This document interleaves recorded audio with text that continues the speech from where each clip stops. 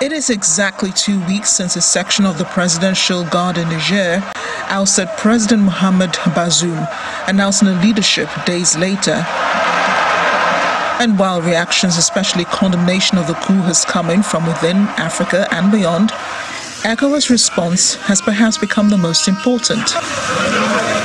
A week ago, the regional body announced a number of sanctions on Niger, encouraging member states to announce same to force the junta to restore democratic rule to the country, more importantly, to reinstate Mohamed Bazoum as president. ECOWAS said the sanctions come into effect following a 7-day ultimatum to the junta, an ultimatum which expired on Sunday, August 6th. Among its many sanctions, ECOWAS also tabled the use of force as a last resort. During the grace period, it's been the most talked about subject in the Niger coup, forcing even the junta to respond with its own actions. On Sunday, it announced it had closed the Nigerian airspace until further notice, citing the threat of military intervention from ECOWAS. Nigeria's President Bola Tinubu, who had presented ECOWAS' decision, was seen as preparing the country's military forces for action, raising criticism from experts. I thought we should be more circumspect in deciding military actions, particularly given the fact that in the last 10 or so years, our own military have had issues trying to resolve the insecurity in Nigeria, particularly in the northeast. And as of today, the Nigerian military, I think it's in 32 out of the 36 states. So already our military is overstretched.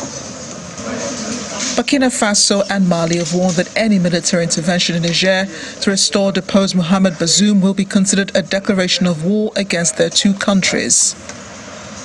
On Monday, delegations from both military governments arrived in Niger to meet with the coup leaders. The Nigerian junta on Wednesday accused France of violating its airspace as part of a broader plan to destabilize the country. This was revealed in a video statement by Niger Army spokesman Colonel Major Amadou Abdrahman. He provided no evidence to back up the claim. But his statement came hours after news emerged that a former rebel leader had launched a movement opposing the junta. In addition to evacuation of foreign nationals from Niger over safety reasons, countries such as France and the United States have announced a pause and withdrawal of aid to the country, up to $100 million. Tomorrow, that pause would be the pause would go away and security assistance would be reinstated. But as we've made clear, hundreds of millions of dollars are at stake. Spokesperson to the Nigerian government clarified on the issue of military intervention, saying that President Bola Tinubu would prefer a diplomatic and peaceful resolution to the military takeover. He has communicated clearly that he, along with his colleagues in the bloc, would prefer a resolution that was obtained through diplomatic means, through peaceful means, rather than any other.